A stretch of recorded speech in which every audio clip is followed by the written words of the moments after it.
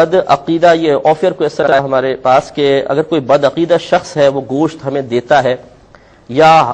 ہم اسے گوشت دیں تو یہ کیا اس کی شرعی حیثیت ہے؟ لیکن سب سے پہلی بات تو یہ کہ آج کل ہمارے ہاں یہ لفظ بہت عام ہو گیا ہے، بد مذہب، بد عقیدہ، گستاخ رسول،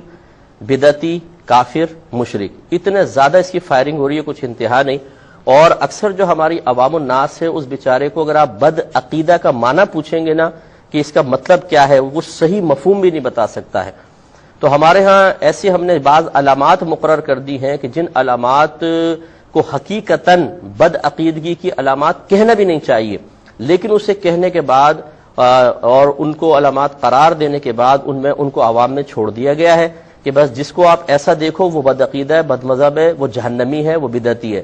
تو لوگ اب ان چیزوں کو دیکھ کر فوراً فتویٰ نویسی کر دیتے ہیں اور ایک سامنے والا جو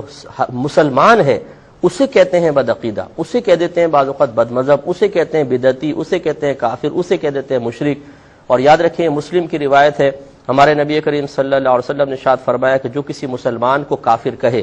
اگر سامنے والا کافر نہیں تو یہ کفر کہنے والے کی طرف لوٹ آئے گا۔ اور ایک روایت میں ہے کہ جب کسی کو کافر کہیں اور وہ سامنے والا مسلمان ہو تو دونوں میں سے ایک ضرور کافر ہوگا، یا تو واقعی وہ کافر ہوگا جس کو کہا ہے، اگر وہ نہیں ہے تو یہ کافر ہو جائے گا۔ تو اس لیے یہ بہت ہی خطرناک معاملہ ہے۔ سب سے پہلے تو یہ پہچانے کہ بد عقیدہ کون ہے۔ اگر واقعی آپ یہ جان لیتے ہیں کہ سامنے والے کے عقیدے میں ایسی برائی ہے جو اسے حد کفر تک لے جا رہی ہے تو پھر یقیناً نہ اس سے گوشت دے سکتے ہیں نہ اس سے گوشت لے سکتے ہیں۔ یہ جتنی میں نے گزارش کی ہے یہ میری طویل ترین زندگی کا تجربہ ہے کہ ہماری عوام کے ہاتھ میں یہ کھلونے تو آ گئے، اس کو میں کھلونا اس لیے کہوں گا، انہوں نے کھلونا بنا لیا ہے ان چیزوں کو کہ جی یہ کافر ہے، یہ مشرک ہے، بدعتی ہے، آؤ کافر کافر کھیلے، آؤ مشرک مشرک کھیلے، آؤ بدعتی بدعتی کھیلے، اور پھر وہ آپس میں کھیلنا شروع ہو جاتے ہیں، وہ کافر ہے، وہ بدعتی ہے، حالانکہ سامنے والا بعض اوقات نہیں ہوتا اور کہنے والا خود کافر ہو جاتا ہے اور اسے پتہ ہی نہیں ہے کہ میں کافر ہو گیا ہوں۔ سوشل میڈیا پہ کافی نظر آتا ہے کہ وہ بچے جنہیں دین سے بہت کم معلومات حاصل ہوئی ہیں وہ بیٹھ کر جوابات دے رہے ہوتے ہیں دوسرے والے کو بد عقیدہ سمجھتے ہوئے۔ اب یہ پتہ ہی نہیں ہے کہ واقعی وہ کافر ہے یا نہیں ہے،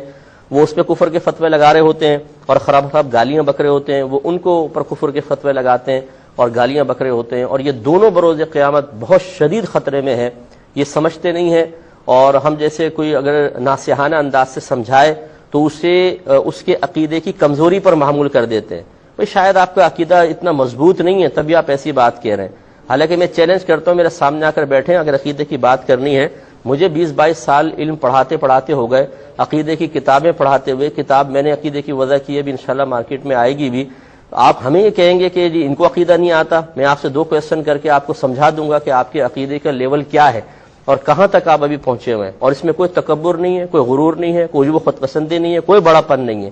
یہ اکابرین کا کرم ہے، فیض ہے، ہم علمی فیلڈ سے تعلق رکھنے والے ہیں، اس لیے آپ کی خدمت میں یہ گزارش کر رہے ہیں کہ ان چیزوں میں آپ اس شدت کے ساتھ انوالو نہ ہوں ورنہ خود بھی تباہ ہوں گے اور دوسرا بھی تباہ ہو جائے گا۔ میں نے فرمایا